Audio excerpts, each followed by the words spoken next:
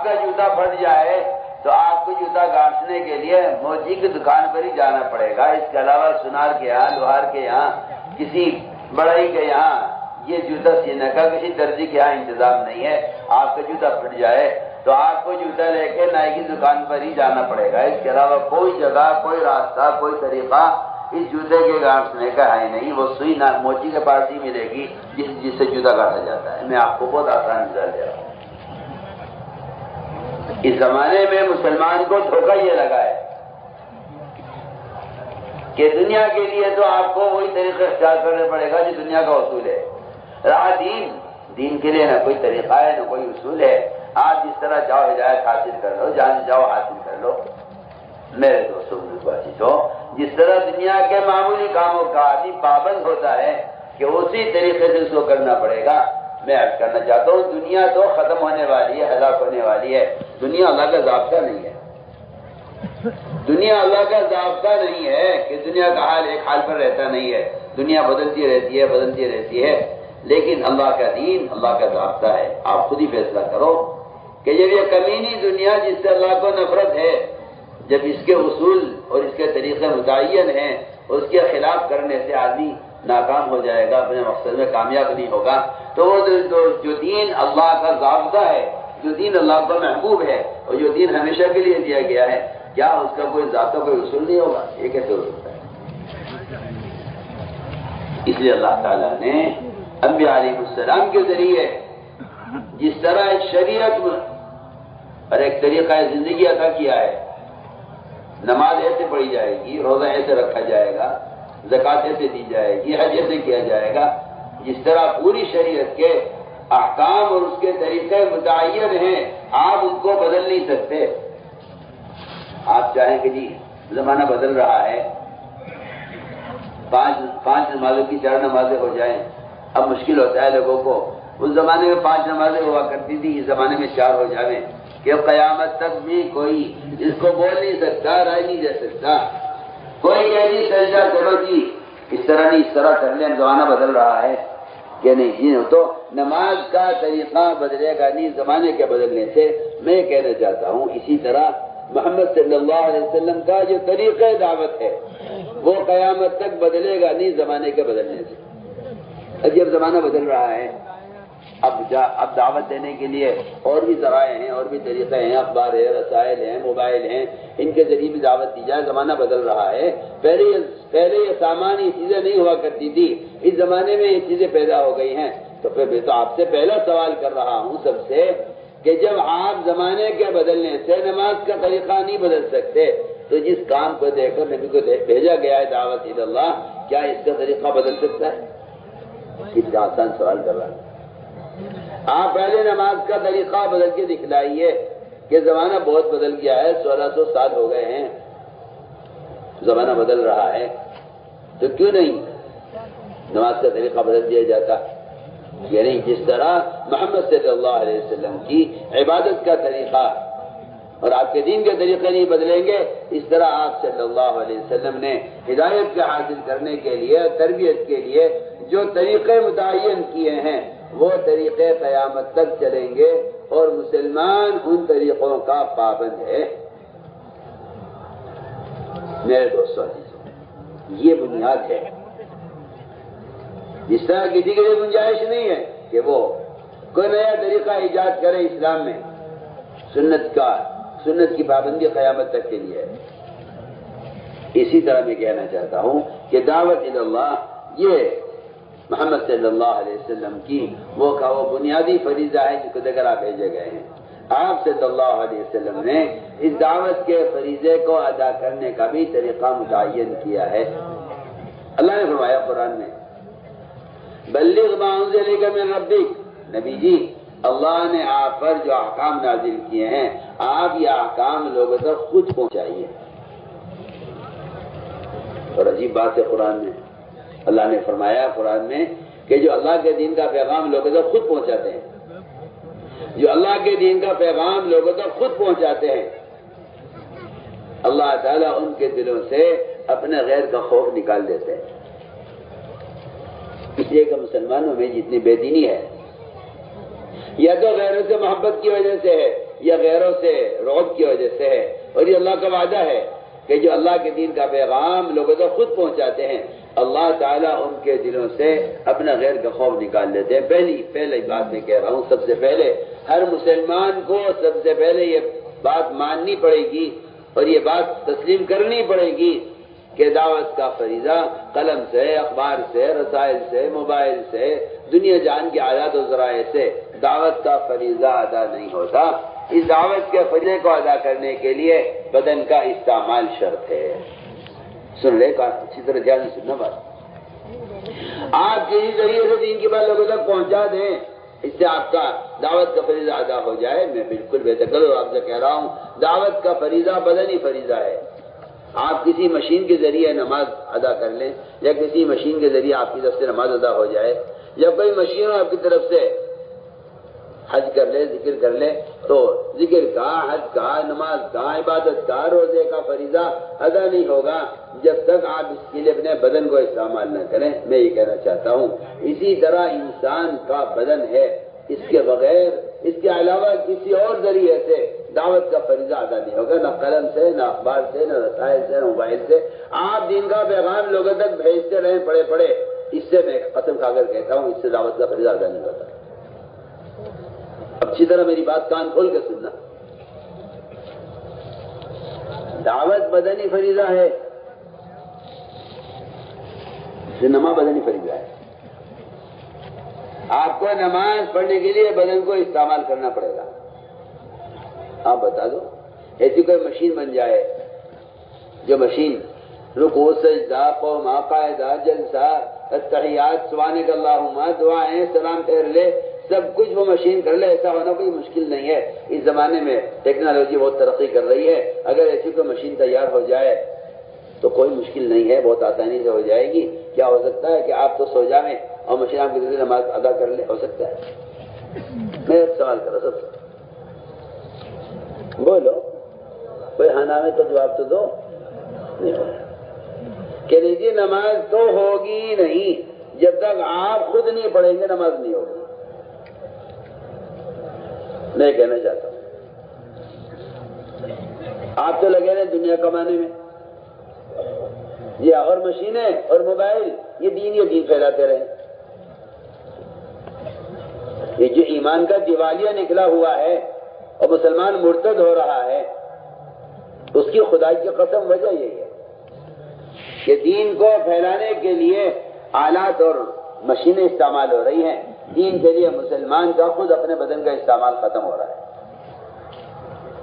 اس کا بدن تو لگ جائے دنیا کمانے میں،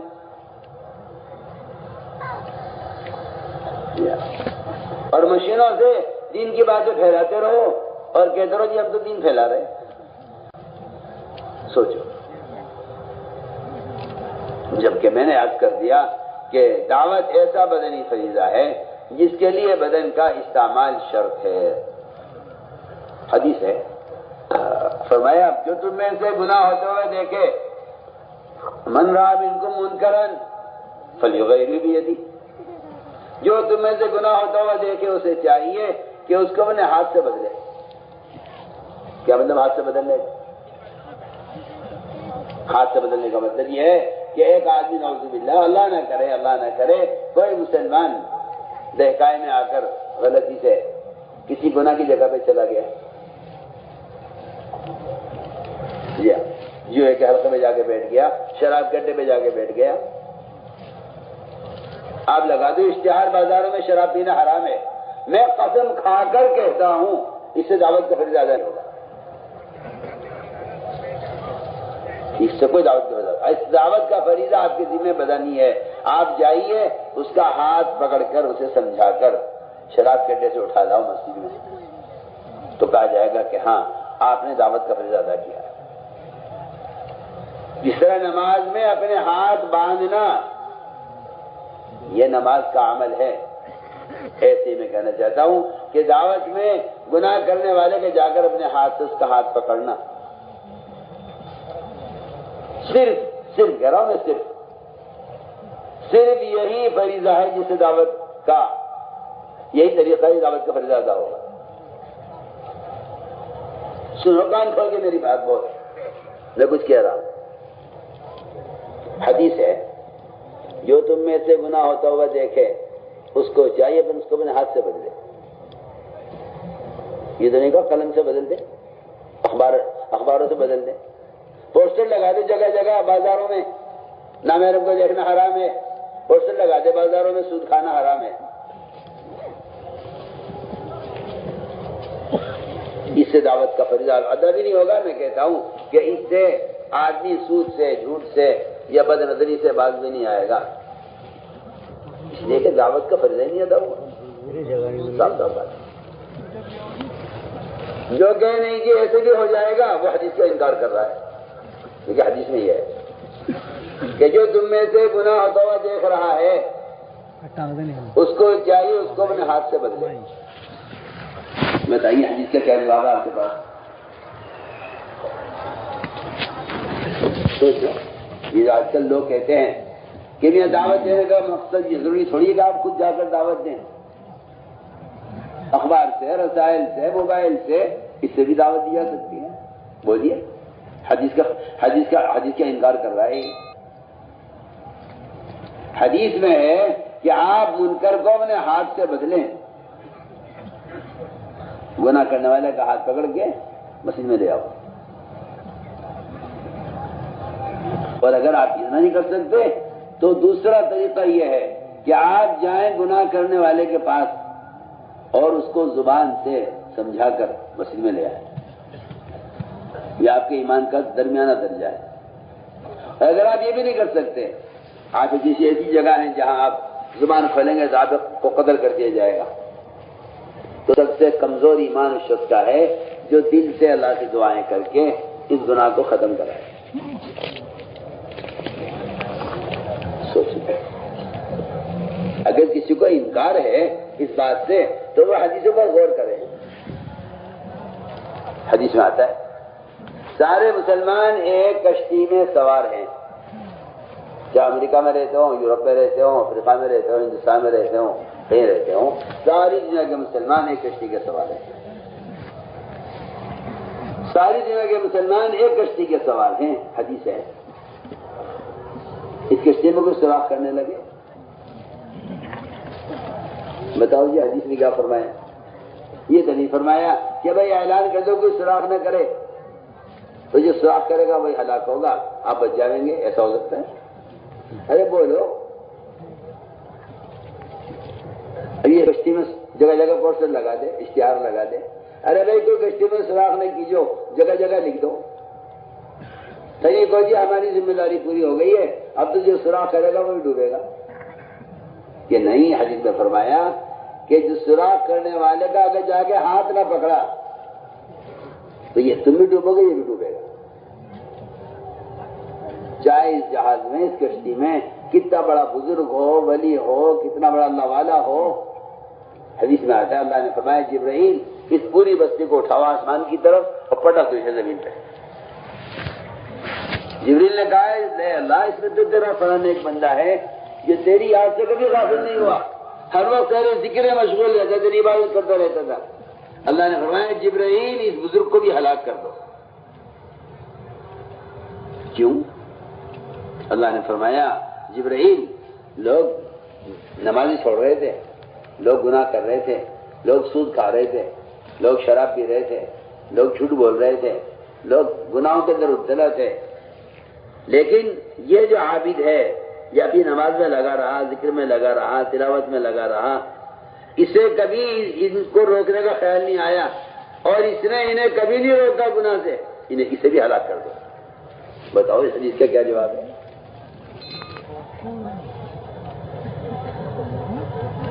اس نے گناہ ہوتے ہوئے دیکھ کر روکنے کی کوشش نہیں کی.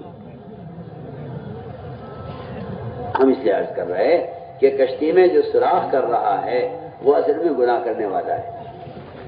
اگر تم نے جا کے اس کا ہاتھ پکڑ لیا تب تو کہا جا سکتا ہے کہ ابھی سوراخ کرنے سے ہمیں روک دیا اس کو.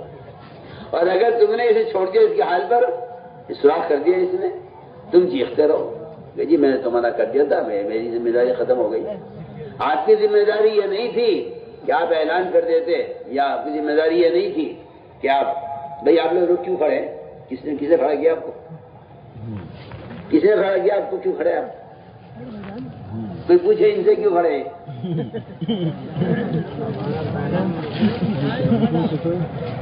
بیٹھ کے بات سنو،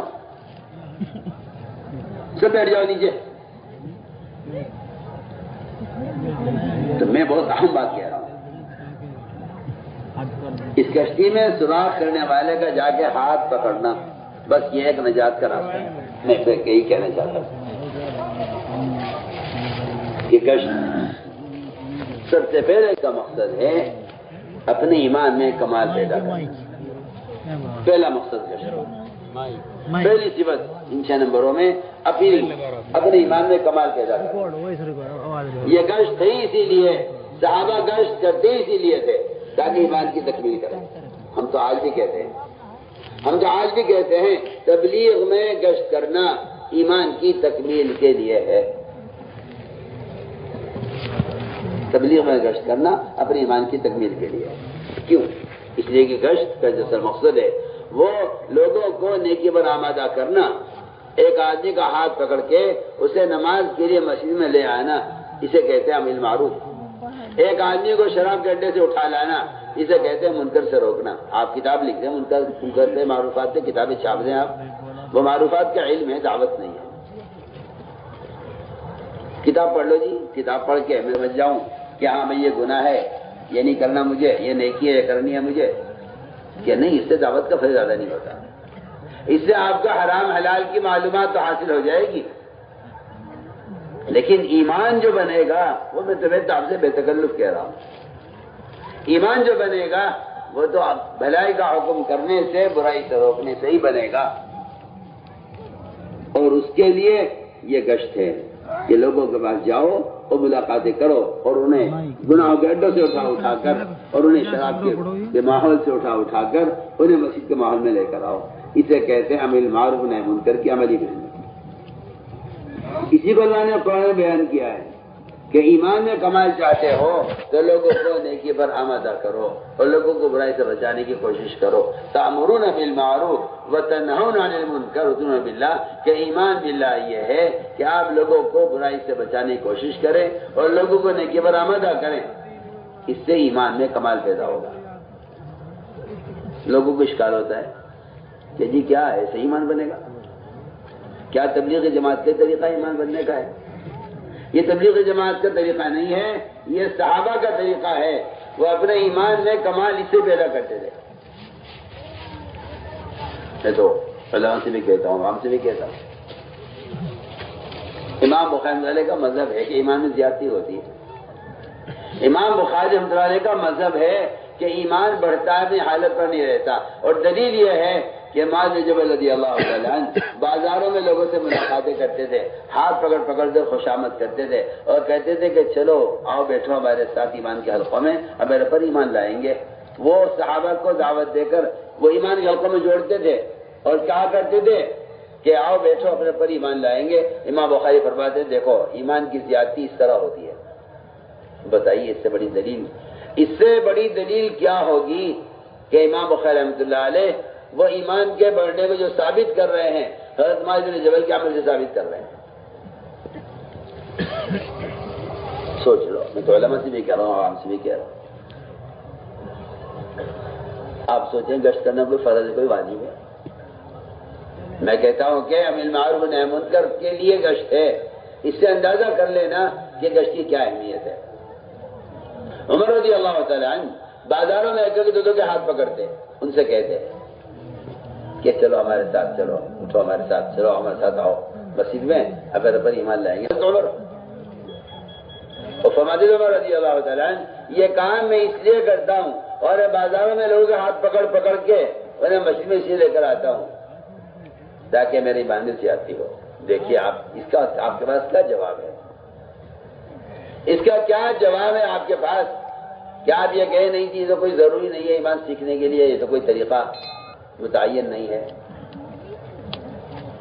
ہم عرض کرنا چاہتے ہیں گشت کا جو اصل مقصد تھا مسجد سے باہر کے گناہوں کے اڈوں کو اور شراب کے ماحول کو اور گندے گناہوں کے ماحول کو ختم کرنے کے لیے ان گناہ کرنے والوں کی جگہ کو تبدیل کرنا، یہ گشت کا مقصد ہے۔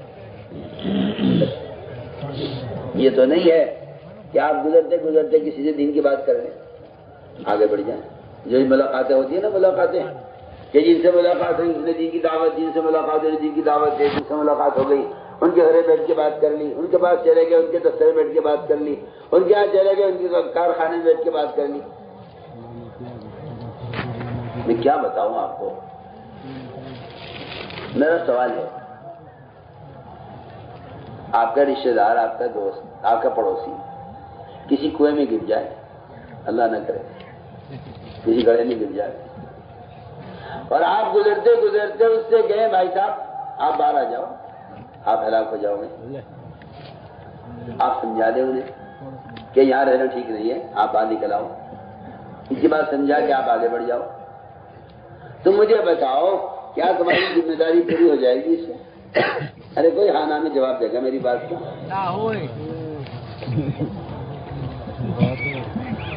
یہ کیا خیال ہے آپ کا؟ آپ کے سمجھانے اس کی جان بچ جائے گی؟ بولو جی بولو، آپ سمجھا دو اسے، بھائی صاحب آپ یہاں گڑھے میں پڑے ہوئے ہو، باہر آ جاؤ۔ میں آپ سے کہتا ہوں گناہ کرنے والا گڑھے میں پڑے ہوئے شخص کی طرح ہے، گناہ کرنے والا گڑھے میں پڑے ہوئے آدمی کی طرح ہے۔ ابو الدرداء کا قول میں عرض کر رہا ہوں، صحابی ہیں، وہ کہتے ہیں گناہ کرنے والا گڑھے میں گرنے والے کی طرح ہے۔ کیا تم اس کو نکالو گے نہیں گڑھے سے؟ یہ لن تکونوا مستخرجین، کیا تم نکالو گے نہیں گڑھے سے؟ میں کہنا چاہتا ہوں کہ آپ ملاقاتیں کر کے لوگوں تک دین کی بات پہنچا، مولوی صاحب فرماتے تھے کان میں بات ڈالنا کوئی تبلیغ نہیں ہے، کان میں بات ڈالنا تبلیغ نہیں ہے، بات کا دل میں اترنا تبلیغ ہے۔ اور یہ بات بالکل قرآن حدیث سے اور آپ صلی اللہ علیہ وسلم کے عمل سے یہ بات ثابت ہے کہ بات کے دل میں اترنے کی جگہ صرف مسجد ہے۔ اس لیے حدیث سے قرآن میں صاف فرما دیا کہ ایمان والے وہ ہیں جو مسجدوں کا عمل سے آباد رکھتے ہیں۔ اس لیے بات یاد رکھو کہ مومن مشرک کے درمیان مسجد کو آباد کرنے کا فرق ہے۔ غیر مسلم اور مشرک کے بارے میں قرآن نے کہا ہے کہ مسجدوں کا آباد کرنے والے نہیں ہیں، لیکن سارے ایمان والے مسجدوں کا آباد کرنے والے ہیں۔ تو میں نے عرض کر دیا کہ آپ گزرتے گزرتے کسی کو دین کی بات کان میں ڈال دیں، یہ ایسا ہے جیسے کسی گڑھے میں گرے ہوئے آدمی کو آپ نکلنے کی ترغیب دے دیں کہ بھائی باہر آ جاؤ۔ نہیں جی، اس کو سہارا چاہیے، آپ ہاتھ پکڑ کے اسے گڑھے سے باہر نکال لیں، پھر تو اس کی جان بچ سکتی ہے۔ اور اگر آپ اسے نکلنے کی ترغیب دے کر آ جائیں تو میں کہتا ہوں کہ آپ نے اسے اسی کنویں میں چھوڑ دیا جہاں وہ پڑا ہوا تھا، اس سے تو ذمہ داری ادا نہیں ہے۔ میں نے پہلی بات عرض کر دی، پہلا مقصد اس تبلیغ اور دعوت کا، پہلا نمبر، پہلی صفت ایمان میں کمال پیدا کرنا ہے، اور اس ایمان کی تکمیل کا طریقہ یہ ہے کہ آپ خود اپنا وقت فارغ کریں، روزانہ مسجد کے اطراف میں لوگوں سے ملاقاتیں کر کے انہیں گناہوں کے ماحول سے نکالیں اور انہیں اللہ کا فریضہ ادا کرنے کے لیے تیار کریں۔ اسے کہتے ہیں بالمعروف و نہی عن المنکر کی عملی محنت۔ یہی صحابہ اکرام کا طریقہ تھا اپنے ایمان میں کمال پیدا کرنے کا۔ یہاں سے لا کر مسجد کے ماحول میں یہاں اللہ کی بڑائی سمجھاؤ، یہاں اللہ کی توحید سمجھاؤ۔ دیکھو یاد رکھو، تم نے کتاب میں اللہ کی بڑائی پڑھ لی، تم نے کتاب میں اللہ کی بڑائی پڑھ لی، یہ اللہ کی بڑائی کی معلومات ہے، یہ اللہ کی بڑائی کی معلومات ہے۔ تم نے کتاب پڑھ لی، کتاب میں تم نے اللہ کی بڑائی پڑھ لی، یہ اللہ کی بڑائی کی معلومات ہے۔ اللہ کی بڑائی دل میں جب پیدا ہوگی، جب بندہ خود اللہ کی بڑائی کو بولے گا۔ سن لو میں کیا کہہ رہا ہوں، آپ سمجھو کتاب پڑھ کے ایمان آ جائے گا اور کتاب پڑھنے سے اللہ کی بڑائی دل میں بیٹھ جائے گی؟ میں تو بالکل صاف کہتا ہوں، بالکل بھی نہیں، ایسا کہیں ہے ہی نہیں، ایسا کہیں ہے ہی نہیں۔ اذا ذکر اللہ وجلت قلوبہم وَإِذَا تُلِيَتْ عَلَيْهِمْ آيَاتُهُ زَادَتْهُمْ ایمانا۔ علماء سے کہہ رہا ہوں اس آیت پر غور کر لیں اگر تو یہ بات سمجھ میں آ جائے گی کہ دوسروں کو اللہ کی یاد دلانے سے دلوں کے اندر کا جلا ہوتا ہے، اور دوسروں کو اللہ کا کلام پڑھ کر سنانے سے ایمان میں زیادتی ہوتی ہے۔ دونوں آیتیں ایسی ہیں، اذا ذکر وَإِذَا تُلِيَتْ، علماء سے کہہ رہا ہوں۔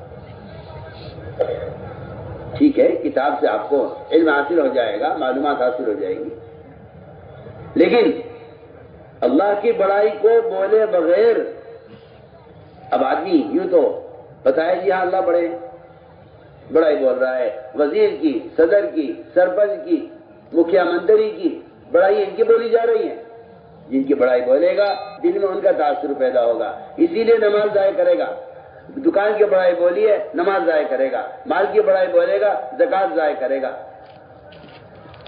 غیر مسلموں کے ساتھ رہے گا، اپنے معاشرے کو برباد کرے گا۔ اللہ کی بڑائی کے بولنے سے اللہ کی بڑائی دل میں اترتی ہے۔ یا ایھا الناس وحدوا اللہ، یہ مطلب نہیں ہے اس کا کہ تم اللہ کو ایک مان لو، وحید اللہ کا مطلب یہ نہیں ہے تم اللہ کو ایک مان لو، وحید اللہ کا مطلب ہے اے لوگوں اللہ کی توحید کو بیان کیا کرو، وہ کبیروا تکبیرا، اللہ کو بڑا مان لو، یہ مطلب نہیں آیت کا۔ قم فانذر وربک فکبر کا مطلب یہ نہیں ہے کہ نبی کو حکم دیا جا رہا ہے کہ آپ اللہ کو بڑا مان لو، نبی تو اللہ کو بڑا مانتا ہی ہے، نبی نہیں مانے گا اللہ کو بڑا تو کون مانے گا۔ کبیروا تکبیرا کا مطلب یہ نہیں ہے تم اللہ کو بڑا مان لو، کبیروا تکبیرا کا مطلب یہ ہے کہ آپ لوگوں میں کھڑے ہو کر اللہ ہی کی بڑائی بیان کریں، اللہ کی بڑائی بیان کرنا تکبیر ہے، اللہ کی بڑائی کرنا تکبیر ہے۔ میں یہ کہنا چاہتا ہوں، اس لیے فرمایا کہ بڑے کے گھر میں لاؤ، بڑے کے گھر میں آنے سے بڑے کی بڑائی پیدا ہوتی ہے، تم وزیر گھر میں جاؤ اس کی وزارت کا تاثر پیدا ہوگا، تم صدر کے گھر میں جاؤ، بادشاہ کے محل میں جاؤ، اس کی بادشاہ کی بڑائی کی دل میں پیدا ہوگی، ایسے ہی اللہ کے گھر میں آنے سے اللہ کی بڑائی پیدا ہوگی۔ تو میں نے عرض کر دیا کہ گشت کا پہلا مقصد گشت کا ہے اپنے ایمان میں کمال پیدا کرنا،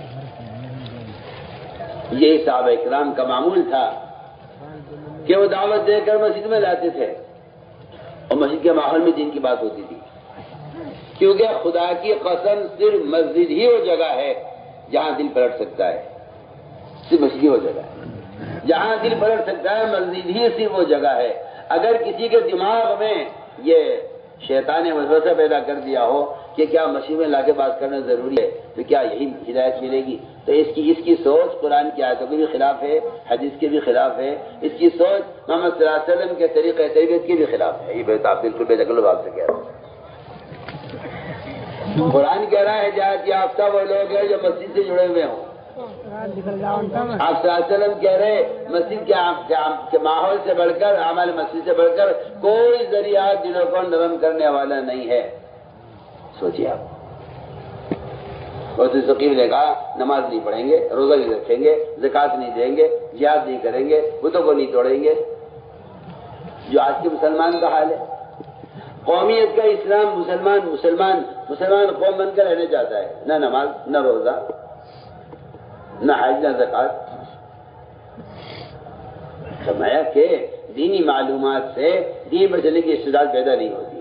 یہ جو نشریات ہو رہی ہیں یہ معلومات کی نشریات ہیں، اس سے خدا کی قسم اس سے آدمی عمل والا بن جائے ناممکن بات ہے، ناممکن بات ہے، اور وہ بھی شیطانی راستے، گندے موبائلوں سے اور فلموں کے ذریعے دین کی اشاعت، گناہ کے راستے سے آدمی کہیں ہدایت سے آتا ہے، گناہ کے راستے آدمی گمراہ ہوتا ہے، گناہ کے راستے گمراہی کے راستے ہیں۔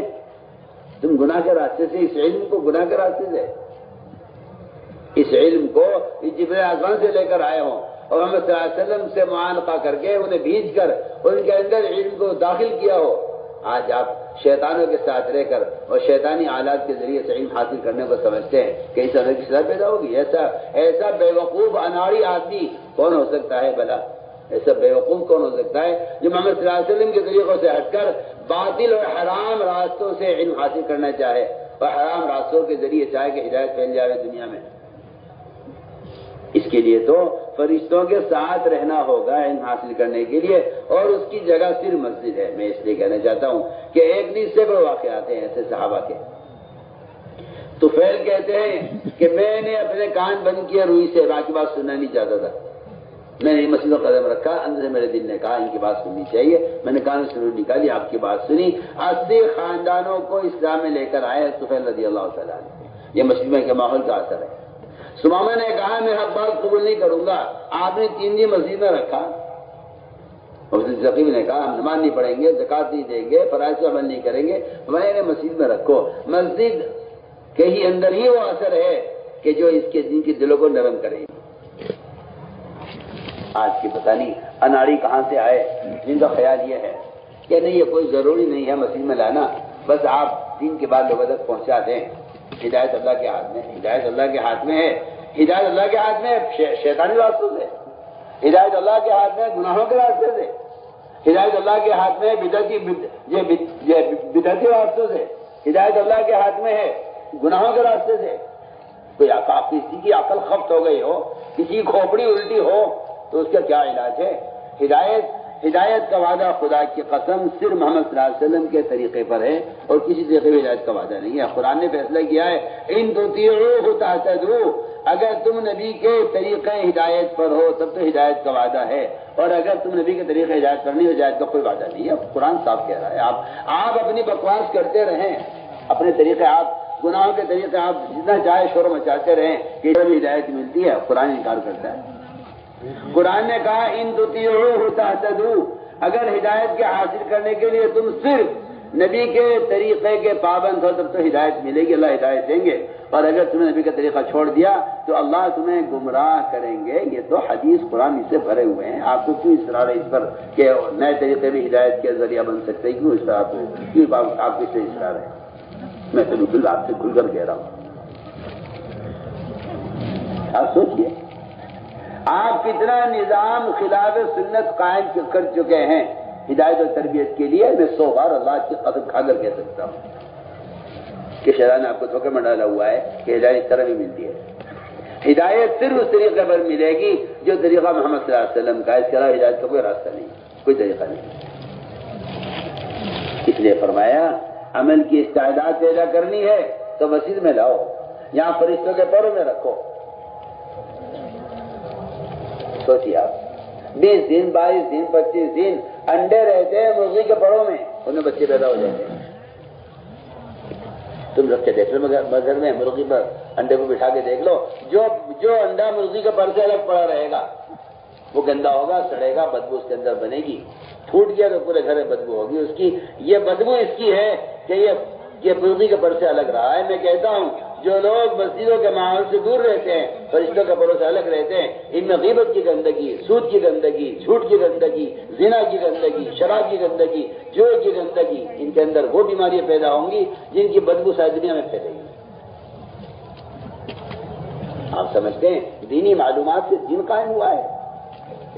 ایسی حماقت کی سوچ۔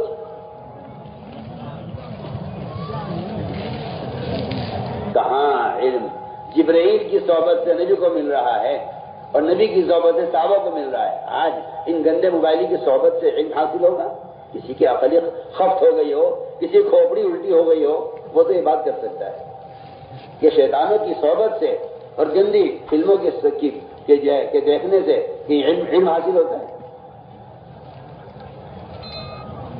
اس لیے ان شیطانی راستوں سے ہٹ کر ہمیں پلٹنا پڑے گا سب کو اجتماعی طور پر اس طریقے محنت کی طرف جو طریقہ محنت محمد صلی اللہ علیہ وسلم کا ہے کہ صحابہ کی طرح گشت کرو بازاروں میں اور لوگوں کو ان کے ماحول سے اٹھا کر مسجد کے ماحول میں لاؤ۔ صحابہ خوشامد کر رہے ہیں صحابہ کی،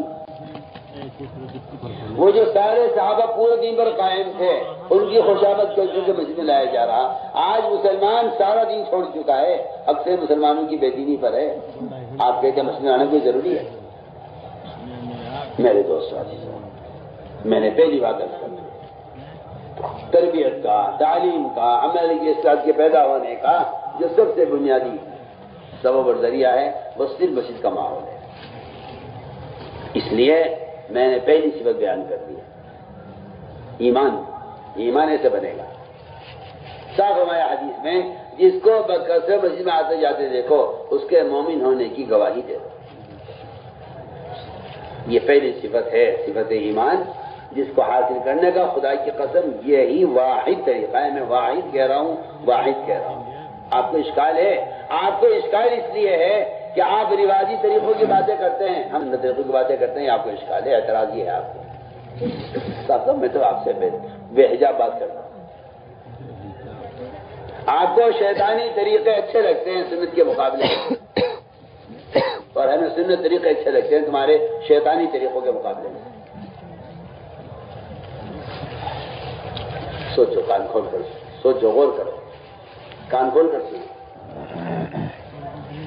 آپ کو نیا طریقہ تعلیم، نیا طریقہ تربیت لے آئیں، نہ اس میں ہدایت ہے، نہ اس میں تربیت ہے، نہ اس میں عمل کی اصلاح پیدا ہوتی ہے، کچھ نہیں ہوتا.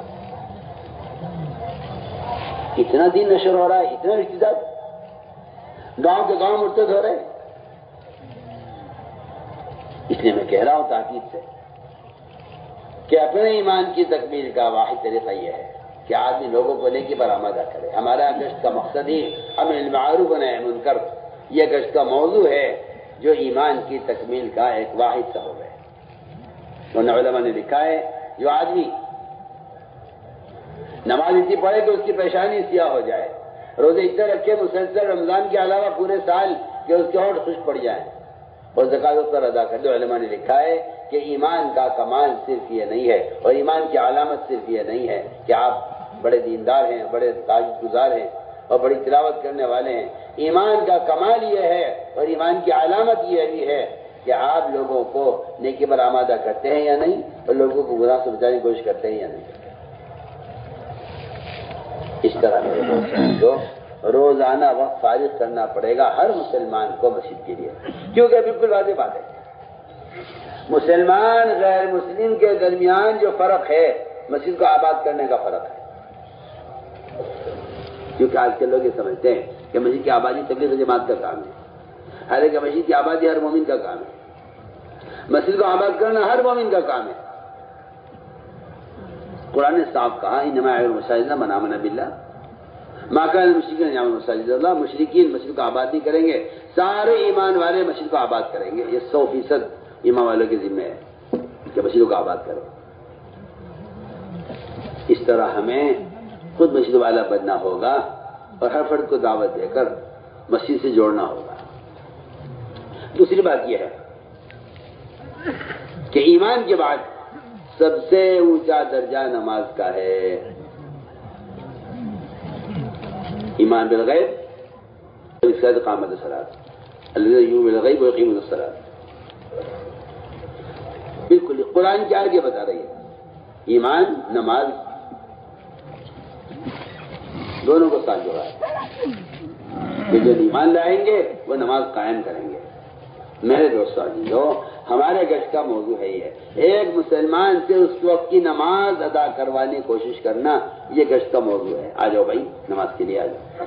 ایک آدمی دکان پہ بیٹھا ہوا ہے، نمازی پکا نمازی ہے، نماز کے لیے جا رہا ہے. اس کے ذمہ لازم ہے، واجب ہے، میں کہہ رہا واجب ہے کہ اپنے پڑوسی دکان والے کا بھی ہاتھ پکڑ لیں.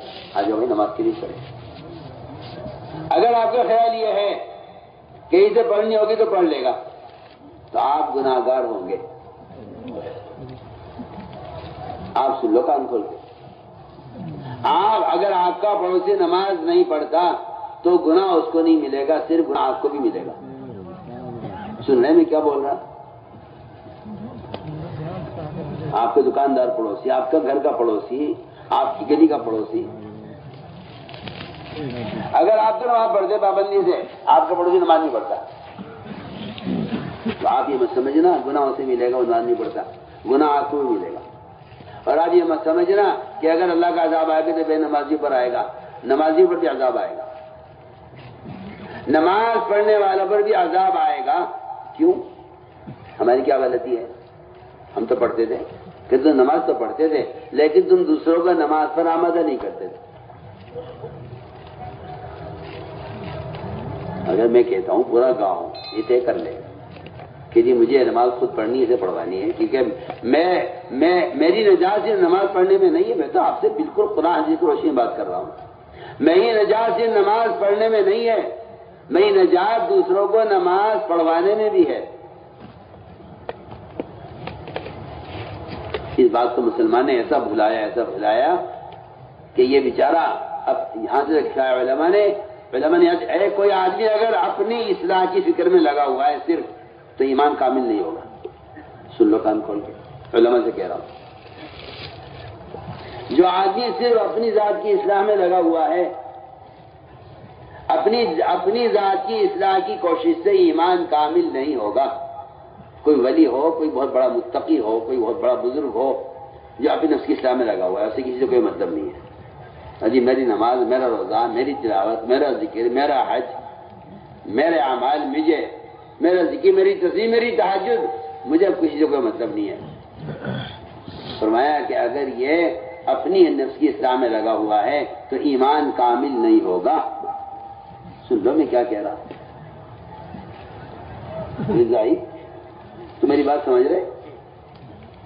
کتنا بڑا کوئی بزرگ ہو، کتنا بڑا کوئی ولی ہو، اگر وہ اپنے نفس کی اصلاح میں لگا ہوا ہے ایمان کامل نہیں ہوگا۔ یہ میں کوئی خیالی باتیں نہیں کر رہا، یہ کوئی میرا اپنا خیال نہیں ہے، بالکل اسی طرح ترجمان السنہ میں لکھا ہے مولانا بدر عالم شمس والے نے، کوئی پڑھے اس کو، علماء سے کہہ رہا ہوں پڑھیے اسے۔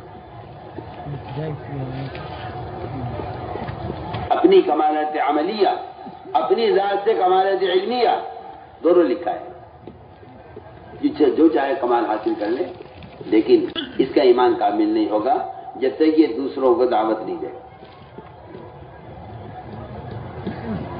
فرمایا تمام نفوس کی اصلاح پر موقوف ہے اس کے ایمان کا کمال۔ اپنے نفس کی اصلاح کی کوشش سے ایمان کامل نہیں ہوتا، صاف بات ہے۔ کوئی آدمی اپنی ذات کے اعتبار سے اعمال کی پابندی کرے، نماز، روزہ، حج، زکوٰۃ، ذکر، تلاوت، تہجد، عبادت، روزے، نماز، حج سب کچھ کر لے،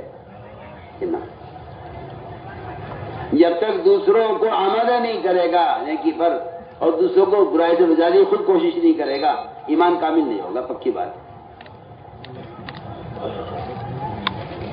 کوئی گشت یہی تھوڑی ہے کہ جی چاہے کر لو، جی چاہے چھوڑ لو۔ اپنے ایمان کی تکمیل کے لیے گشت ہے، دوسروں کو نیکی پر آمادہ کرنا اپنے آپ کو عذاب سے بچانے کے لیے ہے۔ قرآن نے صاف کہا ہے اگر اللہ کا عذاب آیا نہ ماننے والوں پر تو نجات صرف ان کو ہوگی جو دوسروں کو دعوت دیا کرتے تھے۔ صاف قرآن کی آیت ہے، فَلَمَّا نَسُوا مَا ذُكِّرُوا بِهِ أَنجَيْنَا الَّذِينَ يَنْهُونَ عَنِ السُّوءِ۔ بیان آپ کو پسند آیا ہو تو بیان کو لائک، شیئر اور چینل کو سبسکرائب کرنا مت بھولیے۔ کمنٹس میں اپنی رائے کا اظہار ضرور کیجیے۔ اس طرح لوگوں کو نماز کے لیے تیار کرنا ہے۔ تو ظاہر بات ہے کہ جو آدمی صبح مسجد لائے گا وہ تو نماز چھوڑے گا نہیں، یہ تو ناممکن بات ہے، اور سمجھ میں آنے والی بات ہی نہیں ہے کہ کوئی آدمی کسی کو نماز کے لیے پکڑ کے لا لو خود نماز نہ پڑھے، ایسا تو ہو نہیں سکتا۔ ایک آدمی اگر کھانا کھانے بیٹھ رہا ہے اور وہ کسی سے کو لیا اپنے صاحب آگے تم میرے ساتھ کھانا کھا لو، تو کیا ایسا ہو سکتا ہے کہ یہ خود نہ کھاوے سے کھلا دے؟ وہ تو خود بھی شریک ہوگا کھانے میں۔ میں تو بہت آسان مثال دے رہا ہوں، کتنی آسان مثال ہے۔ آپ کسی کو اپنے ساتھ کھانے میں شریک کرنا چاہیں تو ظاہر بات ہے آپ بھی کھائیں گے، وہ بھی کھائیں گے۔ آپ کسی کو اپنے ساتھ کھانے پہ پکڑ کے لائے ہیں، یہ تھوڑی لے کر آئے کہ وہ کھائے آپ نے کھائے۔ تو جب ایک آدمی کسی کو کھانے کی دعوت دے کر خود شریک ہوتا ہے تو جو آدمی کسی کو نماز کے لیے لے کر آئے گا کیا اس بات کا امکان ہے کہ وہ خود نماز نہ پڑھے؟ ہو سکتا ہے کہ نہیں، ناممکن بات ہے۔ تو میں نے اس لیے عرض کیا کہ لوگوں کو نماز پر آمادہ کرنا ہے۔ اس بات کو ٹھان لو تم میوات والو کہ ہمارے میوات کو کوئی بے نمازی نہیں رہے گا، نہیں ہے۔ ایک تاجر بیٹھا سوچتا رہتا ہے دکان پہ، یہ گاہک بھی میرے آ جاتا، یہ گاہک بھی یہاں آ جاتا، یہ والا گاہک بھی آ جاتا، بھائی یہ سامنے سے گزر گیا ہے، یہ میری دکان میں کیوں نہیں آیا؟ اجی بھائی صاحب آ جاؤ، ہاتھ پکڑ پکڑ کے کھینچ کھینچ کے لاوے دکان میں۔ تم جا کے دیکھو مین روڈ پر ان کے ہوٹلوں کے ایجنٹ کھڑے ہوئے ہوں گے سڑک پر اپنی جان خطرے میں، ہائی وے پر گاڑی چل رہی ہے، وہاں کھڑے ہو کے ہاتھ دیتے ہیں 20 روپے کھڑے ہو کے، یہ ہوٹل لے کھانا کھاتے جاؤ۔ شراب کے اڈے لگے ہوئے ہیں، ان کے ایجنٹ کھڑے ہوئے ہیں سڑکوں پر، شراب کی دعوت دے رہے ہیں۔ یہ کام مسلمان کر رہا ہے، یہ کام مسلمان کر رہا ہے۔ میں تم سے بہت کام کی بات کر رہا ہوں، اس لیے میرے دوست عزیزوں دوسروں کو نماز پر آمادہ کرو، خود اپنی ذات سے نماز میں کمال پیدا کرو۔ جو نماز قبول نہیں ہوتی وہ نماز قبول نہیں ہوتی جلدی جلدی پڑھی جاتی ہے۔ ہمارے جلسوں میں نمازیں ہوتی ہیں نماز سکھلانے کے لیے، اپنی مسجدوں میں ایسی اطمینان سے نماز پڑھا کرو۔ اگر رکوع سجدہ قومہ قاعدہ جلسہ اطمینان سے نہیں ہو رہا تو یہ نماز بھوک دے کے ماری جائے گی گندے کپڑے کی شکل میں۔ جو نماز کامل نہیں ہوتی وہ نماز نمازی کے لیے بد دعا کرتی ہے۔ دکان نہیں چل رہی، کھیت جڑ گیا، سیلاب آ گیا، پیداوار کو کیڑا لگ گیا، دکان خرقی ہو گئی، کسی نے دکان پہ جھوٹا مقدمہ ڈال دیا، اجی میں تو مظلوم ہوں، میری تو کوئی غلطی نہیں ہے۔ اچھا تو نے تو نماز کو برباد کیا، اب نماز کی بد دعا لگے تجھے؟ نماز کی بد دعا لگتی ہے دکان کو، یہ نماز کو ضائع کرتا ہے دکان کے لیے، اللہ دکان کو ضائع کرتے ہیں نماز کی وجہ سے۔ ہو یہ رہا ہے، یہ بیچارہ یہ کہتا رہتا ہے جی کسی نے جادو کرا رکھا ہے۔ کیا جادو، کیا سحر؟ ہم تو اس کو مانتے ہی نہیں ہیں، ہم تو صاف باتیں کہتے ہیں کہ تو نے اپنے عمل کو بگاڑ کر نماز کی بد دعائیں تو لے رہا ہے، جس طرح مظلوم کی بد دعا لگتی ہے، یتیم کو ستانے والے کی جو بربادی ہوتی ہے وہ یتیم کی بد دعا سے ہوتی ہے۔ اور فرمایا اسی طرح نماز مظلوم ہو جاتی ہے اور نماز کو یہ بگاڑتا ہے دکان کے لیے، نماز بد دعا کرتی ہے، اے اللہ تو اس کی دکان کو برباد کر دے، اس نے کارخانے کی نماز کو ضائع کیا، اس کے کارخانے کو برباد کر دے، اس نے اپنے کھیت کے کیار کے لیے نماز ضائع کی ہے، اس کی کھیت کو اجاڑ دے۔ نماز بد دعا کرتی ہے نمازی کے لیے۔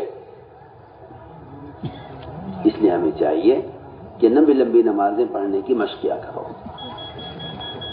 جس سے نماز میں کمال ہوگا دین میں کمال ہوگا۔ حدیث میں آیا من اقام فقد اقام الدین، جو نماز کو درست کرے گا دین کو درست کرے گا، جو نماز کو قائم کرے گا وہ دین کو قائم کرے گا۔ اپنے گناہوں کا اثر نماز میں تلاش کیا کرو، مجھ سے کون سا گناہ ہوا، یہ جو گناہ ہوا ہے نماز میں غلطی ہوئی ہے، مجھ سے کوئی نماز میں سستی ہو رہی ہے۔ جو نماز چھوڑ دیتا ہے اس کا اسلام میں حصہ ختم ہو جاتا ہے، جو نماز چھوڑ دے اس کے اسلام میں کوئی حصہ نہیں ہے۔ بتائیے تو صحیح، جس کے اسلام میں کوئی حصہ نہیں وہ اللہ سے کیا لے لے گا؟ دعائیں مانگتا رہے، بزرگوں سے دعائیں کراتے رہو دعا۔ جس آدمی کا کمپنی میں کوئی حصہ نہیں ہے، کیا کمپنی سے کچھ ملے گا؟ کوئی شیئر نہیں، اس کا کوئی حصہ نہیں کمپنی میں، کیا ملے گا اسے کمپنی سے کچھ؟ کہ کمپنی سے ملے گا جس کا کمپنی میں حصہ ہے، اس کا اسلام میں تو کوئی حصہ ہے نہیں۔ تو بزرگ دعا کر دے، وہ اللہ والا دعا کر دے، کوئی مجھے نقص بنا دے، کوئی مجھے تعویذ دے دے، اس پر پڑے رہتے ہیں، لگے رہتے ہیں۔ وہاں تو پتہ کٹ چکا ہے نماز چھوڑنے کی وجہ سے، مسلمان ہی نہیں ہوا جو نماز چھوڑ دے۔ جو آدمی نماز چھوڑ دے وہ مسلمان ہی نہیں رہا، تو پھر آپ بتائیے تو صحیح، پھر آپ اللہ سے کیا لے لیں گے آپ؟ اس لیے میں نے عرض کیا کہ پورا مجمع اس کا فیصلہ کرے۔ شرم آتی ہے مسلمان سے کہتے ہیں نہیں چھوڑیں گے۔ نماز پڑھنے کا حکم تو کافر کو دیا جاتا تھا اللہ کے رسول کے زمانے میں۔ جی پڑھیے آپ، جگہ جگہ آپ کو ملے گا۔ کفار یہ کہتے تھے کہ محمد صلی اللہ علیہ وسلم ہمیں نماز کا حکم دیتے ہیں۔ ابو سفیان نے کہا کہ بادشاہ سے کان یامرون بالصلاۃ، کہ آپ ہمیں نماز کا حکم دیتے ہیں۔ مسلمان سے کہ نماز پڑھیں گے، ارے مسلمان نماز چھوڑ دیں۔ وہاں تو کافر نماز پڑھ لیا کرتا تھا۔ واسع بن اسقر رضی اللہ تعالیٰ عنہ نے اسلام قبول کرنے پہلے نماز پڑھی ہے جماعت کے ساتھ، پھر اسلام میں داخل ہوئے نماز کے بعد۔ اس لیے میں نے عرض کیا کہ ابھی نمازوں میں کمال پیدا کرو۔ جی ہاں، تہجد کا، اشراق کا، چاشت کا، اوابین کا، جماعت میں نکلنے کی غرض ہی یہی ہے۔ یہاں دکان میں لگا رہتا ہوں، نماز نفلیں چھوٹ جاتی ہیں، یہاں دکان کے منشور رہتے کبھی کبھی سنتیں چھوٹ جاتی ہیں، آہستہ آہستہ سنتوں کا نفلوں کا مزاج ختم ہو رہا۔ دن بھر کھیت میں تھکا رہا کہ لیٹ گیا، رات کو تھک گیا، بدن دکھا ہوا ہے، پھر تہجد چھوٹ گئی۔ آہستہ آہستہ تہجد کی، اشراق کی، چاشت کی، نفلوں کی، سنتوں کی عادت ختم ہو گئی۔ اللہ حفاظ فرمائے، اللہ حفاظ فرمائے۔ بعض تو ایسے ہیں کہ جن کو فرائض کی بھی عادت ختم ہو چکی ہے۔ لوگ بھی سمجھتے ہیں جماعت میں جاہلوں کو نکالا جاتا ہے تاکہ جماعت میں نکل کے دین سیکھ لیں۔ ارے یہ بھی کوئی بات ہوئی؟ عمر رضی اللہ تعالیٰ عنہ صحابہ کو نکالا کرتے تھے، جماعت میں صحابہ کو، وہ صحابہ جنہیں نبی کے پیچھے نماز پڑھی ہوئی ہے، ان کا عمر کہتے تھے تم نکلو اللہ کے راستے میں تاکہ تمہاری نمازوں میں کمال پیدا ہو جائے۔ سوچو تو صحیح، عمر رضی اللہ تعالیٰ عنہ صحابہ کو جماعت میں بھیجتے تھے، مدینہ منورہ سے باہر نکالتے تھے۔ کیا مقصد تھا؟ کہ نکلو اپنی تجارت چھوڑو کچھ دن کے لیے، چھوڑو اسباب مشغولی کے، اور چھوڑو وہ اسباب جنہوں نے تمہیں نمازوں میں سست کیا ہوا ہے۔ اللہ کے راستے میں نکلو کچھ وقت کے لیے تاکہ وہاں تہجد ملے وقت پر، ذکر وقت پر ملے، تلاوت وقت پر ملے، تعلیم کا حلقے وقت پر ملے، وہاں نماز تکبیر اولیٰ وقت پر ملے، کچھ دن اگر تم مسجد کے ماحول میں رہ کر یہ سارے اعمال وقت پر کرو گے تو تمہاری عادت واپس آ جائے گی اور تمہاری عادت ہو جائے گی اعمال کے کرنے کی. ورنہ میں تو آپ سے بے تکلف کہتا ہوں کہ اگر کسی آدمی کو اس کے بستر پر دین پہنچا دیا جائے اور پڑا پڑا موبائلوں میں دین دیکھتا رہے تو میں 100 بار اللہ کی قسم اگر کہتا ہوں اس سے خدا کی قسم کوئی فائدہ نہیں ہے، کوئی فائدہ نہیں ہے. آپ بلا وجہ مصر ہیں اس بات پر کیا یہ بھی طریقہ ہے؟ یہ شیطانی طریقوں سے کوئی ہدایت نہیں ملتی. اس لیے بہت تاکید سے عمل کے ماحول میں رہنے سے آدمی عمل والا بنتا ہے. شیطانوں کے ساتھ رہ کر شیطان تو بن گیا، وہ تو آگے ہی سمجھنے بات. فرشتوں کے ساتھ رہنے سے عمل کی اشتراک پیدا ہو جاوے یہ تیرے دماغ میں آتی نہیں ہے، کیونکہ صرف مسجد کا ماحول ہے جس میں فرشتوں کی صحبت ملے گی. حدیث میں آتا ہے اللہ کے گھروں میں سے کسی گھر میں جمع ہو کر جو لوگ اللہ کے تذکرے کرتے ہیں فرشتے اپنے پڑوس آسمان سے ان کو گھیر لیتے ہیں، اللہ ان سے بہتر مخلوق ان کا ذکر فرماتے ہیں. اصل بنیادی طور پر یہ چیز مقصود بھی ذات ہے کہ نکلو اپنے گناہ کے ماحول سے نکلو. لوگوں کو اشکال میں نکلنے کیا ضروری ہے؟ بھائی دین سیکھو، دین سیکھو. عجیب الٹی کھوپڑی کے لوگ ہیں. سوچیے آپ، ایک میں علماء سے کہہ رہا ہوں، سوچیے ایک شخص نے 99 قتل کیے. ایک راہب سے کہا حلی من توبتی، میری توبہ قبول ہو جائے گی، میں نے اتنا قتل کر لیا. اس نے کہا اللہ تمہیں معاف نہیں کریں گے. اس نے اسے بھی قتل کر دیا. کتنے ہو گئے؟ 100 ہو گئے. 100 قتل ہو گئے. پھر ایک عالم سے کہا کیا میری توبہ قبول ہو جائے گی؟ عالم نے کہا ہاں اللہ تمہیں معاف کر دیں گے مگر تم اپنی بستی چھوڑ کے نکل جاؤ یہاں سے. کیا ضرورت ہے نکلنے کی؟ عالم نے کہتا بھائی توبہ کر لو، استغفار کر لو، آئندہ نہ کرنے کا پختہ ارادہ کر لو، اپنے فعل پر تمہیں ندامت ہو سچی اللہ سے توبہ کر لو، اللہ معاف کر دیں گے. سوچو عالم نے کیوں کہا اپنی بستی چھوڑ کے نکلو؟ کیوں کہا عالم نے؟ پڑھیے حدیث. اس کا صاف مطلب یہ ہے کہ آدمی گناہ کی جگہ کو چھوڑے. آپ صلی اللہ علیہ وسلم کی جماعت قضا ہوئی، صحابی بھی سوتے رہ گئے، آپ بھی سوتے رہ گئے. سوتے سوتے سوتے سورج نکل آیا. روایت ہے امام شافعی فرماتے رحمۃ اللہ علیہ کہ آپ صلی اللہ علیہ وسلم نے جو نماز یہاں ادا نہیں کی فجر کی، فرمایا آگے چلو یہاں نہیں پڑھیں گے. امام شافعی فرماتے ہیں وجہ یہ ہے کہ اس وادی میں، اس علاقے میں شیطانوں کا اثر تھا. بتائیے آپ، جہاں شیاطین کا اثر تھا وہاں سے ہٹ کر نماز ادا کی آپ نے. جہاں بستی کی بستی نماز چھوڑے ہوئے ہے وہاں کتنے شیاطین کا اثر ہوگا. اور آپ یہ کہ نکلنے کیا ضروری ہے؟ عالم کہہ رہا ہے قاتل سے اپنی بستی چھوڑ دو. سوچیے آپ کا خیال یہ ہے کہ موبائل تھما دو ہاتھوں میں اور اس میں دین کی باتیں نشر کرتے رہو، بیٹھے رہے. یہ جلسہ ہو گیا، یہ ختم بخاری کا جلسہ ہو گیا، یہ پڑھ لو، یہ سن لو اور یہ دیکھ لو فلم بستر پہ لیٹ کے. جی ہاں، یہ آپ کا خیال ہے. سوچیے آپ، جب تک آدمی اپنی جگہ سے نہ ہٹے. میں اس کی مثال دیتا ہوں آپ کو. جلالہ مرغی ہوتی ہے جو گندگی کھاتی ہے. کیا ہوتی ہے مرغی؟ علماء جانتے ہیں، جلالہ کہتے ہیں. وہ گندگی کھانے کی عادی ہو جاتی ہے. شریعت یہ کہتی ہے اگر آپ اس مرغی کو جو گندگی کھانے کی عادی ہو گئی ہے، اگر آپ اس مرغی کو کھانا چاہتے ہیں، پکانا چاہتے ہیں تو اسے کم سے کم 24 گھنٹے کے لیے ایک دربے میں بند کر دو تاکہ اس کے اندر سے گندگی کا اثر ختم ہو جائے. اس کے بعد آپ اسے استعمال کر سکتے ہیں. اگر بڑا جانور ہے تو آپ اس کو 3 دن کے لیے بند کریں اور اگر مرغی ہے تو 24 گھنٹے کے لیے بند کریں. اس کو ہٹائیے گندگی کی جگہ سے پہلے اور اسے بند کر دیا یہاں دربے کے اندر، یہاں تک کہ آہستہ آہستہ اس کے بدن سے گندگی کا اثر ختم ہو جائے. پھر آپ اسے ذبح کرو، پھر اس کا گوشت بناؤ، پھر کھاؤ اسے پکا کے. سوچ لیا جو مرغی جانور ہے حرام حلال کی مکلف نہیں ہے. آپ سوچیے تو صحیح، اس مرغی کو کھانے کے قابل بنانے کے لیے تو آپ دربے میں بند کریں. اور اگر یہ کہا جائے کہ مسلمان جو اللہ کے احکام کا مکلف ہے اسے آپ کچھ وقت کے لیے مسجد کے ماحول میں رکھیں تاکہ اس کے اندر سے گناہوں کا اثر ختم ہو جائے، اسے کہتے ہیں یہ کوئی ضروری نہیں ہے. سوچیے میں تو آپ سے بالکل آسان آسان باتیں آپ سے عرض کر رہا، میں تو کوئی مشکل بات نہیں کر رہا، مگر پھر بھی آپ کا خیال یہ ہے کہ لوگوں کو نکالنے کیا ضروری ہے، نکالنے کیا ضروری ہے، نکالنے کیا ضروری ہے، جو جہاں پڑھا وہاں پڑھا رہے اور آپ اپنے موبائلوں سے انہیں جن کا پیغام پہنچاتے رہے. جی ہاں، میں تو آپ سے بالکل بے تکلف عرض کر رہا ہوں. اصل مسئلہ یہ ہے کہ امت گناہوں کی عادی ہو گئی ہے.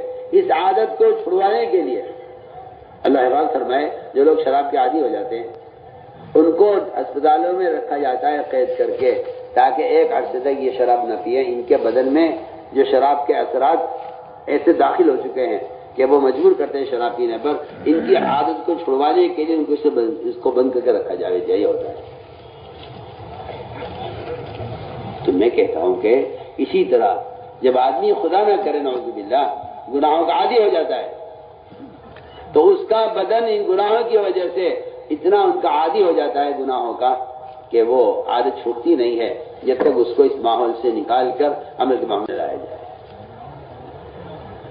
تو اس لیے ہم نے عرض کیا کہ ہم اس طرح عمل کے ماحول میں رہیں. تو میں نے عرض کیا کہ عمر رضی اللہ تعالیٰ عنہ صحابہ کو نکالا کرتے تھے جماعت میں جاؤ تاکہ تمہاری نمازوں میں کمال پیدا ہو جائے. ان کی نماز میں کیا کمی ہوگی؟ آج ہم اپنی نماز کا صحابہ کی نماز سے مقابلہ کر کے دیکھیں. اس لیے میرے دوستوں نمازوں میں کمال پیدا کرنا ہے. جماعت میں نکل کر خوب موقع ملے گا لمبی لمبی نمازیں پڑھنے کا. تہجد کا خوب اہتمام کرو. تہجد یہ رات کا قیام اور یہ تہجد جو کہ یہ تو سب سے زیادہ اللہ کے قرب کا ذریعہ ہے. حدیث میں آتا ہے نوافل کی کثرت سے بندہ اللہ کے اتنا قریب ہو جاتا ہے. اللہ فرماتے میں خود اس کے اعضا بن جاتا ہوں. اللہ فرماتے میں خود اس کے اعضا بن جاتا ہوں. اتنا قریب ہو جاتا ہے بندہ نماز کے نوافل کے ذریعے اللہ کے اتنا قریب ہو جاتا ہے. تو جو آدمی اللہ کے اتنا قریب ہو جائے گا تو بتائیے دوسری کیا پھر اس سے اس بات کا امکان ہے کہ یہ گناہ کرے؟ اللہ فرما رہے میں اس کا ہاتھ بن جاتا ہوں، میں اس کے پاؤں بن جاتا ہوں. اللہ فرما رہے ہیں میں اس کی آنکھ اس کے کان بن جاتا ہوں، اس کی زبان اس کے اعضا بن جاتا ہوں، تاکہ کیونکہ یہ سارے اعضا پھر گناہوں سے بچ جائیں گے. اس لیے نوافل کا خوب اہتمام کریں.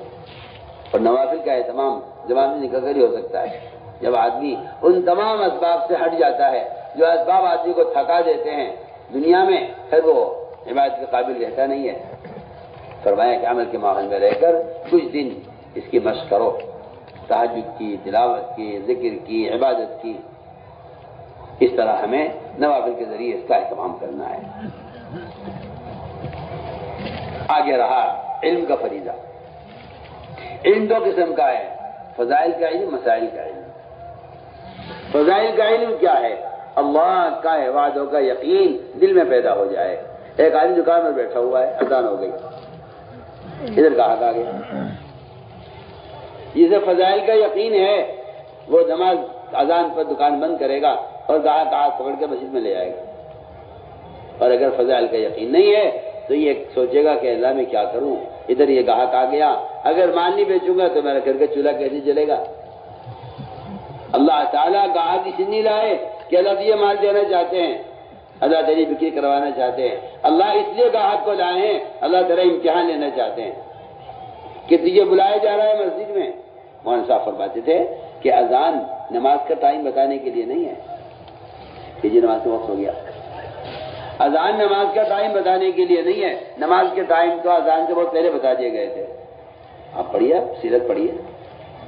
اذان تو بہت بعد میں آئی، نماز تو بہت پہلے سے ہو رہی تھی. نماز کے اوقات تو پہلے بتا دیے گئے. فرماتے تھے کہ اذان تو عدالت کا سمن ہے. اذان عدالت کا سمن ہے. اگر نہیں گئے سمن پر اور نہیں گئے بلانے پر تو وہی وارنٹ کٹ جائیں گے اور دکان سے گرفتار کر لیے جاؤ گے. یہ حد کا بیان سے ٹکڑا نقل کر رہا ہوں میں کہ اذان کا مطلب یہ اللہ نے بلایا ہے. چلیے اگر اذان پر مسجد میں نہیں آئے، بتاؤ کسی عدالت سے کسی کو بلایا جائے اور وہ نہ آئے، بتائیے کیا ہوگا اس کے ساتھ. فرمایا کہ اذان تو اللہ نے آپ کو بلایا ہے، آپ اللہ کے بلانے پر چلیے. اللہ نے بلایا ہے آپ کو اپنے گھر میں. جس گھر سے آواز اذان دی جاتی ہے اللہ کے گھر سے، وہ اللہ کے گھر میں آنے کے لیے حی علی الصلاۃ حی علی الصلاۃ جو بار بار کہہ رہا ہے مؤذن، وہ کہہ رہا ہے کہ چلیے نماز کی طرف، چلیے نماز کی طرف۔ اس طرح ہمیں چاہیے کہ فضائل کا علم حاصل کریں۔ جب باتوں کا یقین دل میں ہوتا ہے تو آدمی، آپ سوچئے نا، ایک آدمی آپ کو گراجی 200 روپے لے لو، یہاں جاؤ، ایک آدمی گراجی کی 10 لاکھ روپے لے لو، تو بتاؤ آپ 100 روپے لوگے 10 لاکھ روپے لوگے؟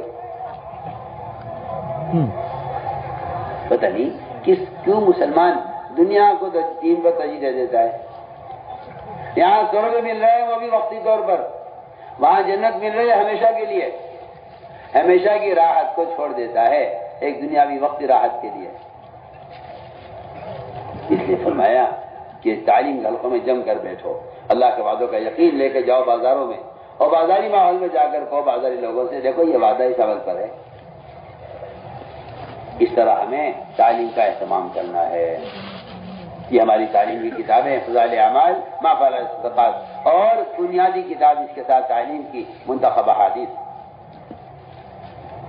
صبح میں منتخب احادیث سے تعلیم ہوگی، جماعت میں نکل کر بھی اپنے مقام پر بھی منتخب حدیث تعلیم ہو، ایک حدیث کو 3 بار پڑھا جائے، حدیث کے دوران اپنی بات نہ ہو، حدیث کو پڑھا جائے، اور ایک حدیث کو 3 بار پڑھے، اس طرح کہ لوگوں کی بات سمجھ میں آ رہی ہو۔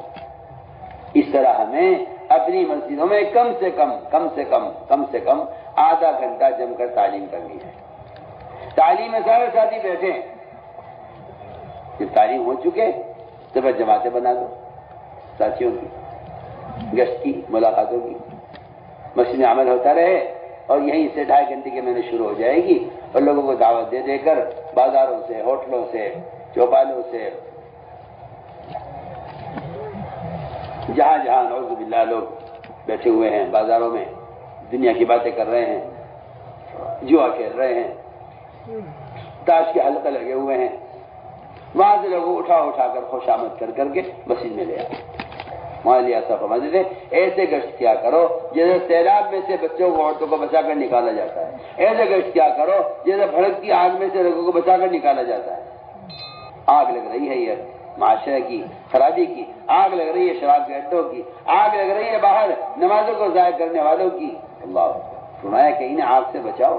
میں تو کہتا ہوں گشت، ایک مسلمان کو گشت کر کے مسجد میں لانا آگ سے بچانا ہے، کیونکہ ایک نماز کو ضائع کرنے والا ایک حکم جہنم میں چلے گا۔ گشت کرنا آگ سے بچانا ہے، گشت کرنا آگ سے بچانے کو کہتے ہیں۔ اس طرح ہمیں مسجدوں میں تعلیم کے حلقے اس طرح قائم کرنے ہیں کہ اب تعلیم ہماری ہو گئی، اب تعلیم کے بعد جماعتیں بن جائیں، لوگ ملاقاتوں میں جائیں اور لوگ کو مسجد میں لے کر آئیں، اور یہاں مسجد کے اندر تعلیم کا، دعوت کا، استقبال کا، یہ تینوں کام چلتے رہیں گے۔ آنے والے لوگوں کو یہ تعلیم بچھائیں گے، کچھ دیر بچھا کے سمجھائیں گے، اور یہاں مسجد کے ماحول میں ان کی تشکیل کریں گے۔ جسے مسجد میں لے آؤ، پہلا کام یہ ہے، اس نے نماز نہیں پڑھی ہے، سب سے پہلے اس کو نماز پڑھواؤ۔ اگر نماز نہیں پڑھنی آتی اس کو بٹھا کے سکھلاؤ کہ آؤ بھائی بیٹھو نماز کا مذاکرہ کر لیں، دیکھو کو ایسے کرنا، سجدہ ایسے کرنا، نیت ایسے باندھنی۔ علماء کو چاہیے مسجدوں کو وقت دیں اور عوام کے ساتھ اختلاط کریں، اور عوام کو مسجد میں نماز کی تعلیم دیں۔ خدا کی قسم یہ علماء انبیاء کے وارث اس لیے اس فضیلت کے لیے نہیں ہے کہ علماء انبیاء کے وارث ہے، یہ وراثت کا جو اعزاز ملا ہے، اور وراثت کا کی آپ کو سعادت ملی ہے، وہ اس شرط پر ملی ہے کہ آپ محمد صلی اللہ علیہ وسلم کی طرح مسجدوں میں آنے والوں کی نماز کی نبی کی طرح نگرانی کرو۔ علماء کی ذمہ داری ہے۔ صلی فإنک لم تصلی، آپ صلی اللہ علیہ وسلم بار بار ایک آدمی کی نماز کو دیکھ رہے، بار بار اسے نماز لوٹوا رہے ہیں۔ یہ علماء کی ذمہ داری ہے کہ علماء مساجد کو وقت دیں، اور یہاں عوام کی نماز کو درست کرائیں، اور عوام کی نماز کی نگرانی کریں، اور انہیں عملی طور پر اپنے عمل سے ان کو دین سکھلائیں، اپنے عمل سے دین سکھلائیں۔ اس طرح ہمیں مسجدوں کو مسائل کے حلقوں سے بھی آباد کرنا ہے، اس طرح مسجدوں کو مسائل کے حلقوں سے بھی آباد کرنا ہے، جس طرح ہمیں مسجدوں کو فضائل کے حلقوں سے آباد کرنا ہے۔ علماء کو چاہیے مسجد کو وقت دیں، اس لیے کہ حضرت علی فرماتے رضی اللہ تعالیٰ عنہ کہ شرافت انسانیت کے کاموں سے کام یہ بھی ہے کہ ہر مسجد میں علماء کی ایک جماعت ہو جو مسجد کے اندر مسائل کا حلقہ قائم کرے اور آنے والے عوام کی ضرورت کے اعتبار سے، جس طرح ایک آدمی کلینک میں رہ کر اور جو ہے ڈاکٹر کی دکان پر آنے والے مریضوں کا حال کو دیکھ کر ان کے لیے دوا تجویز کرتا ہے، اس طرح علماء مسجدوں کو وقت دیں اور عوام سے اختلاط کر کے عوام کی دینی ضرورت کو خود پورا کریں۔ یہ ہے اصل تربیت کا اور تعلیم کا اصل طریقہ، مصنون طریقہ یہی ہے۔ کوئی آپ رواجی طریقہ لے آئیں اور کہیں کہ اس طرح بھی ہو سکتا ہے، تو یہ آپ کا اپنا خام خیال ہے۔ یہ محمد صلی اللہ علیہ وسلم کے طریقہ تعلیم سے ہٹا ہوا نظام ہے، جس میں تعلیم کا، تربیت کا، ہدایت کا کوئی وعدہ نہیں ہے۔ میں بالکل آپ سے بے تکلف کہہ رہا ہوں۔ تعلیم کو لاؤ نبی کے طریقے پر، اس کے طریقے کی شرط یہ ہے کہ عوام اور علماء جمع ہوں، عوام علماء کی صحبت میں رہیں اور مسیح کے ماحول میں رہ کر علماء کے عمل سے علم حاصل کریں۔ اس طرح ہمیں مسائل کا علم حاصل کرنا ہے علماء سے۔ مدارس قائم کرو ہر جگہ اور ذاتی قبول کی کوشش کرو۔ بیان آپ کو پسند آیا ہو تو بیان کو لائک، شیئر اور چینل کو سبسکرائب کرنا مت بھولیے۔ کمنٹس میں اپنی رائے کا اظہار ضرور کیجیے۔